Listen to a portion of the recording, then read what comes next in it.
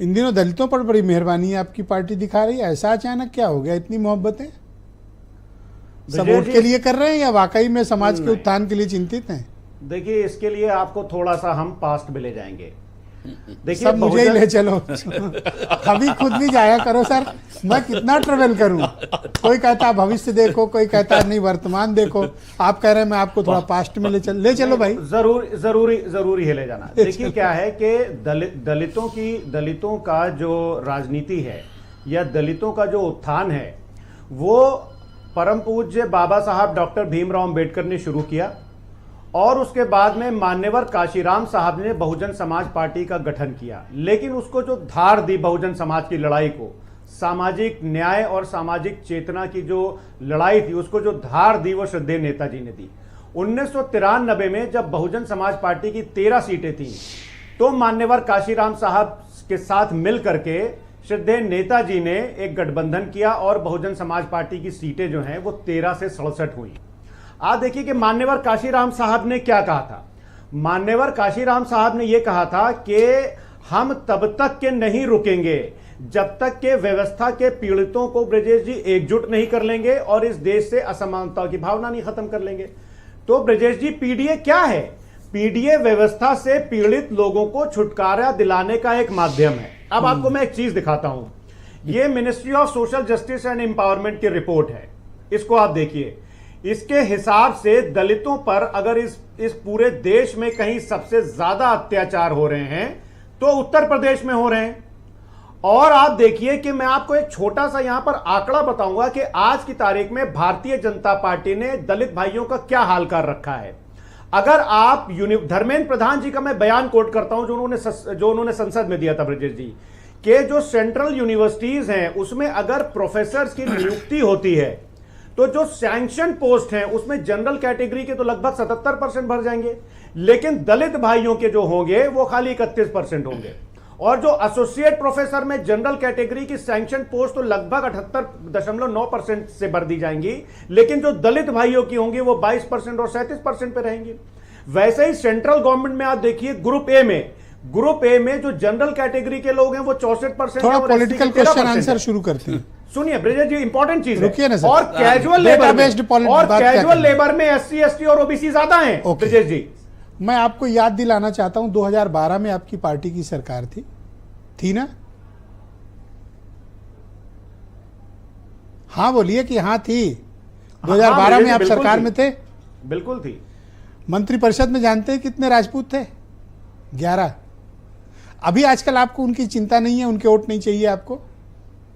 नहीं तो क्या आपको 11 नाम भी दिए, मेरे पास रखे हैं, आप कहोगे तो नाम भी गिना दूंगा। ब्रजेश जी देखिए सुनिए, बहन कुमारी मायावती जी को भी यह एहसास 2019 में हो गया था कि मान्यवर काशीराम साहब के बाद इस देश का अगर कोई बहुजन नायक है तो वो आदरणीय अखिलेश यादव जी हैं। तभी 2019 में उन्होंने समाजवादी पार्टी के साथ गठबंधन किया। सर, आप मेरे क्वेश्चन को जंप करके बाहर जा रहे हैं। आपसे मैं जानना चाहता हूं, सवाल क्लियर है, हम लोग ब्लंटली बात करते हैं, कोई शुगर कोटेड बातें क्यों करनी?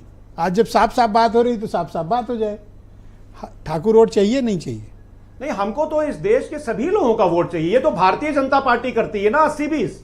हम तो ये बोलते हैं कि पीडीए में हमारे राष्ट्रीय अध्यक्ष आदरणीय अखिलेश यादव जी ने कई बार कहा कि वो अगले भी आते हैं जो व्यवस्था से पीड़ित हैं, जो मान्यवर काशीराम साहब ने कहा। ऐसा इसलिए कह रहा हूं क्योंकि आपकी पार्टी के अध्यक्ष ने आज प्रेस कॉन्फ्रेंस में कहा, खान साहब जी 80-20 नहीं 90-10 की लड़ाई है। हाँ, 90-10 की लड़ाई है। वो एक कम्युनिटी को एक्सक्लूड कर रहे हैं। कम्युनिटी, अरे नहीं, आज 90 बोला।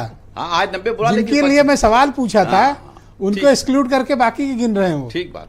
नहीं, यही तो जवाब नहीं दे रहे फराज ब्रजेश जी, कंप्लीट करने दिए प्लीज।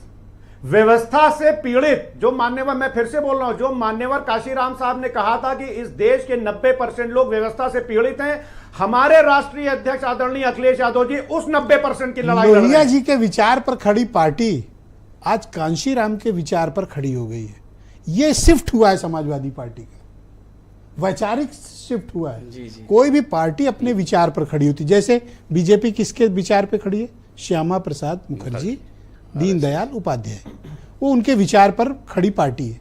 वैसी समाजवादी पार्टी किसके विचार पे खड़ी है? डॉक्टर राम मनोहर लोहिया के विचार पे। पर भाई किसको कोट कर रहे हैं डिबेट में लगातार? काशीराम जी को। वैचारिक तब्दीली है। हाँ। फराज जी, मैं आपको 20 सेकंड और दे सकता हूं इस मुद्दे पर सफाई के लिए। आप इधर और उधर की बात न करिएगा। किधर है?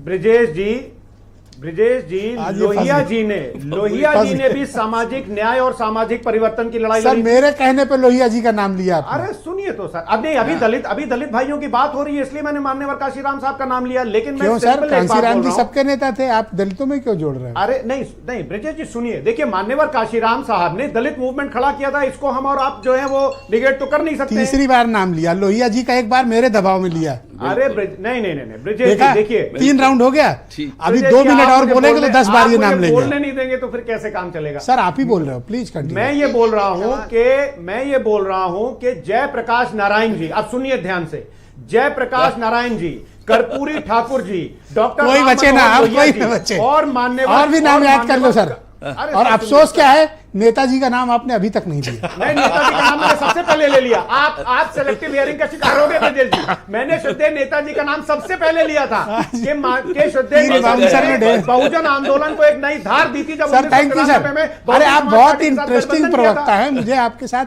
बात करने में मजा आता है, इसलिए आपके साथ सवाल जवाब चलते हैं। 2-4 बाउंसर भी कभी खेला करिए। ब्रजेश जी नहीं ब्रजेश जी गलत बाउंसर डाल दी, क्योंकि श्रद्धेय नेताजी का नाम तो मैंने सबसे पहले लिया थैंक यू था। सर, बहुत शुक्रिया आपका। डिबेट को आगे बढ़ाते हैं। मेरे साथ राजेंद्र गौतम जी मौजूद हैं, बहुत जाने माने पत्रकार हैं और दलित समाज पर काफ़ी समय से सक्रिय व्यक्ति हैं। बहुत शुक्रिया आपका राजेंद्र जी। हमारे